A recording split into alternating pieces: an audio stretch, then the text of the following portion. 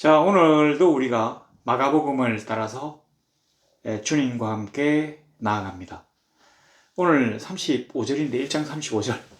굉장하죠. 우리 지난 한 달 동안을 쉼 없이 달려왔는데도 아직까지 2장이 되지 않았어요. 이 마가는 어떤 본문을 갖다 아주 단순하게 간단하게 적은 그런 습성은 있는데 이 성경 본문이 시간 순으로 되어 있는 것은 아닙니다.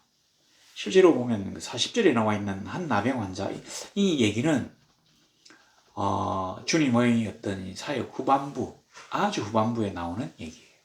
근데 앞쪽에 나와 있긴 하지만 일단 우리는 성경을 따라갑니다. 35절에 보니까 새벽 아직도 밝기 전에 예수께서 일어나 나가 한적한 곳으로 가서 거기서 기도하시더니, 이 새벽 아직도 밝기 전에, 이게 이제 35절에 나와 있는 시간인데, 그래서 우리가 새벽 기도를 이걸 보고 만들었다, 이렇게 얘기하는 분들도 많이 있어요.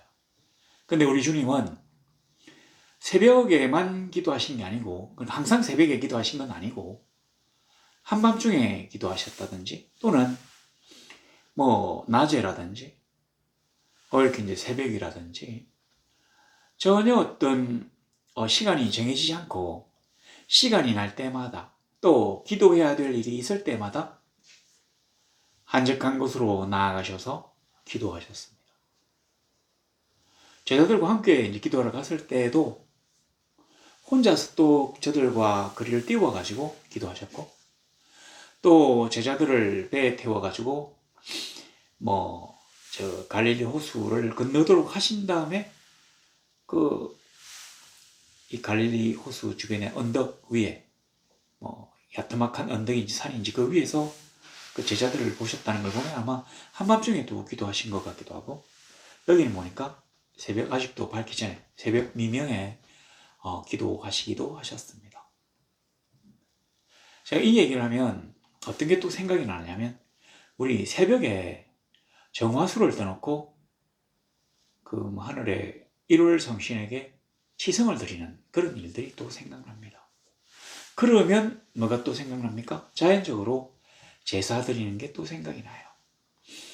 이제는 제사가 한국에서 아주 또 소수가 드리는 행사로 조금씩 쇠퇴하는 모양입니다. 정확한 건 아닌데 1000명을 대상으로 물어봤을 때 제사를 지낸다고 하는 비율이 한 34% 정도. 그러니까 66% 정도는, 전체 3분의 2는 제사를 지내지 않는다고 답했답니다.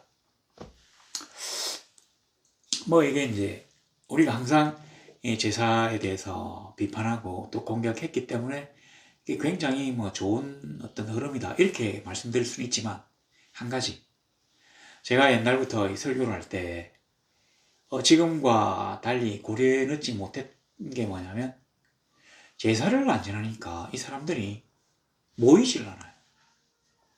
옛날에는 친척, 근데 친척은 관두고 이제 가족들끼리도 모이지 않는 일들이 막 일어납니다. 그리고 놀러 다니고 자기들끼리. 이 가족 간의 유대와 사랑이 좀 끊어진 것 같아서, 이거는 조금 우리가 좀 생각하지 못했던 부작용? 하나님 우리 성도들의 가정에는 여전히 끈끈하고 아름다운 정들이 넘치길 바랍니다. 제가 그래서 요즘 제사 지내는 사람들이 워낙 적기 때문에 제사 지내지 말라는 얘기는 안 하잖아요. 할 필요가 없으니까요. 자, 근데 새벽에 주님이 일어나 나가 한적한 곳으로 가서 거기서 기도하시더니, 이 한적한 곳으로 가서 기도했다고 하는 거, 우리가 하나님께 기도할 때 지금은 교회 같은 거 예배당에서 모여서 이렇게 집단적으로 기도하는 경우가 많이 있습니다.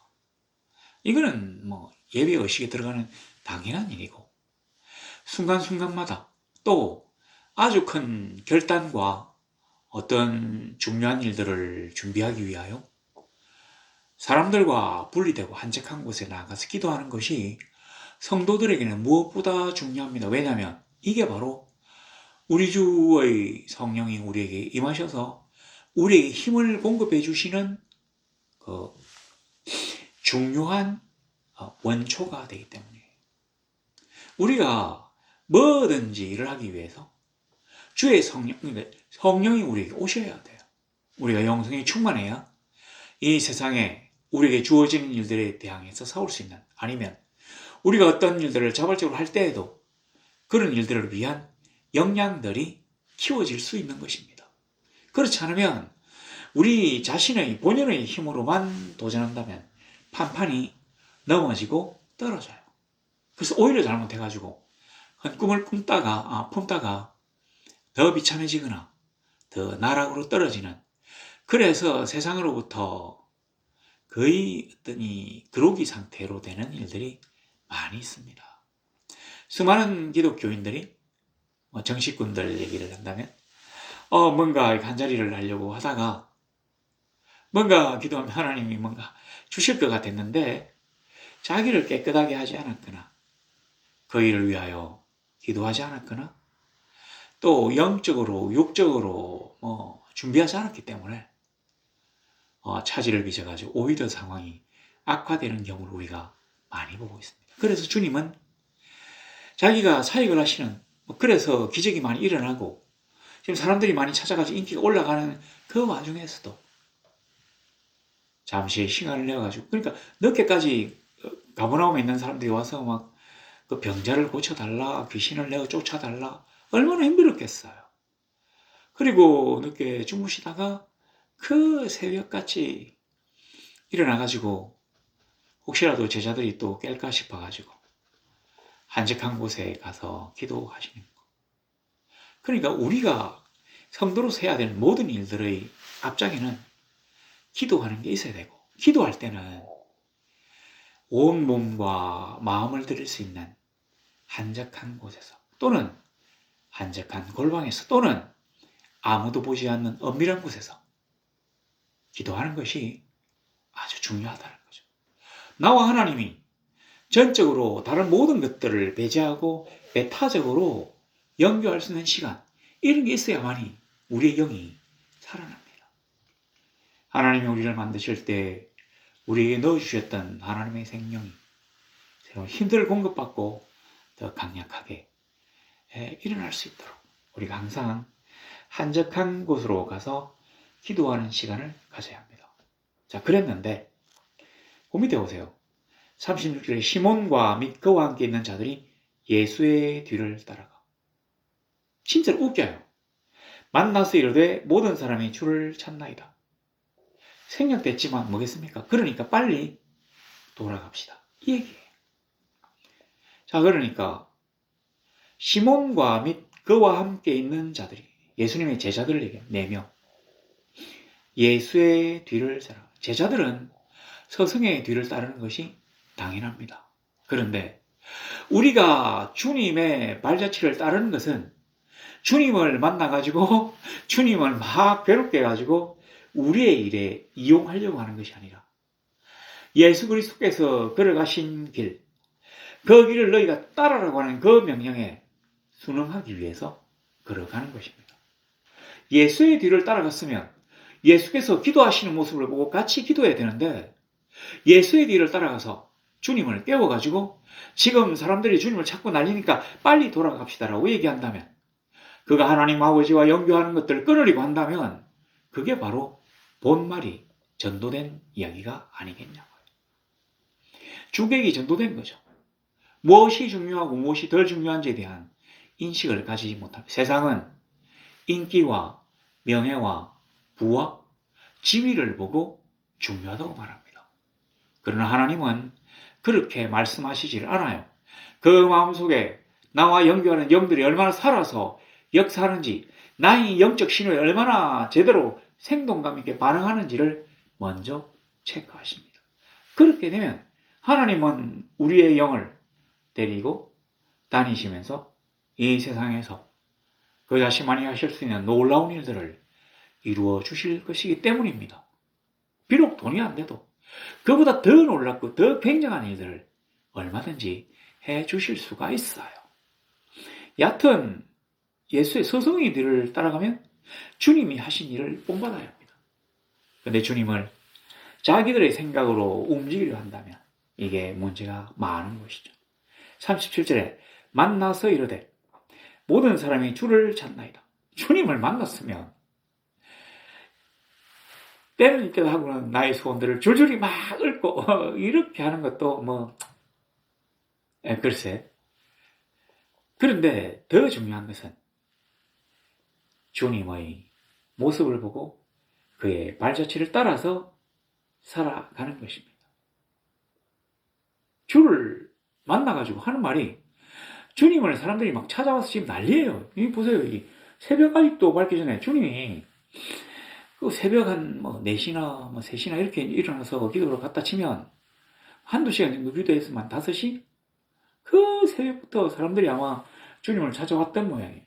그러니까 이 시몬 베드로 이 세상의 세속적 출세의 누님은 이 양반이 너무 행복해가지고 빨리 지금 주님을 찾아가지고 모셔와가지고 사람들에게 막 병을 낫게 하고 주님이 더 유명해지고 이런 어떤 세속적 출세를 꿈꾸었다는 거죠.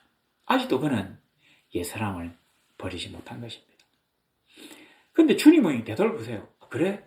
난 안 돌아갈 거야. 혼자서 기도할 테니까 너희들이 그들을 돌려보내. 아니면 야 지금 아직도 새벽도 안 됐는데 지금 해가 떠오르려면 몇 시간이나 남았는데 돌아갔다가 물러갔다가 해가 뜨고 뭔가 따뜻해지면 그때 오라고 해라. 하시지 않았어요. 정말 주님이 놀랍습니다. 우리가 다른 가까운 마을들로 가자. 거기서도 전도하리니 내가 이를 위하여 왔노라 하시고. 주님이 이 마가가 때까지 주님의 사역에 대해서 2가지를 막 기록했습니다. 병자를 치유하고 귀신을 쫓아내었어요. 이거 보세요. 거기서도 전도하리니 내가 이를 위하여 왔노라.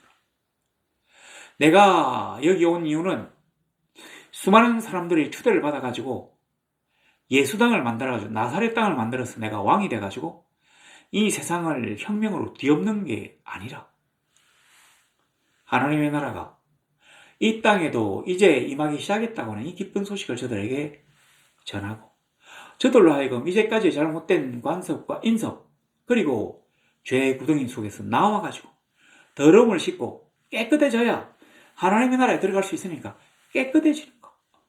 그 얘기를 하려고 왔다고 하시는 것이에요. 근데 그 위에 보세요. 제가 주목하는 게 여기 있습니다. 다른 가까운 마을들로 가자. 여기 보시면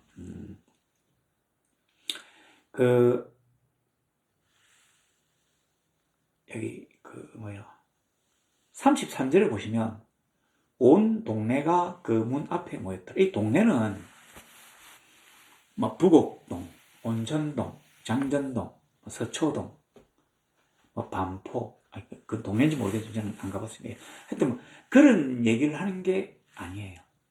여기서 동네는 가버나움이라고 하는 도시를 얘기하는 거거든요. 이 가버나움은 그 당시에 갈릴리에서 가장 큰 도시인과 동시에 로마식의 거대한 그 건물들이 있는 로마화된 도시입니다. 그러니까 시골 촌집이 모여있는 그런 작은 마을들이 아니라는 얘기.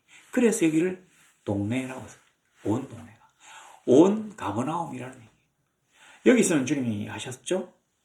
우리가 다른 가까운 동네들로 가자가 아니라 가까운 마을들로 가자. 이 마을은 진짜로 촌락을 얘기합니다. 그러니까 이렇게 다 쓰러져가는 집들인지는 모르지만 규모가 작고 초라한 집들이 이렇게 모여있는 곳을 가자고 하는 거예요. 가까운 마을들로 가자. 바로 옆 마을이라고 생각하는데 그 얘기 아니라 다음 차례로 시골 촌락을 가자는 얘기. 무슨 말일까요? 뭐냐면 우리가 세상에서는 출세하려고 하면 사람은 나면 서울로 보내고 말은 나면 부산으로 보내라. 그런 말이 있죠. 누구는 자꾸 제주라고 얘기하는데 저는 부산이라고 생각해요. 바다도 있고.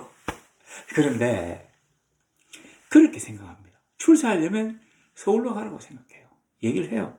거기 다 있으니까. 그래서 갈릴리의 수도인 갈릴리의 서울인 가버나움에서 인기몰이를 하고 있는 이 주님은 이제 거기서는 그 정도 했으면 됐고 우리가 가난한 시골 동네도 가자고 말씀하신 것입니다. 그리고 전도하리니 내가 이를 위하여 왔노라 하셨는데 그걸 앞에도 수식할 수 있어요.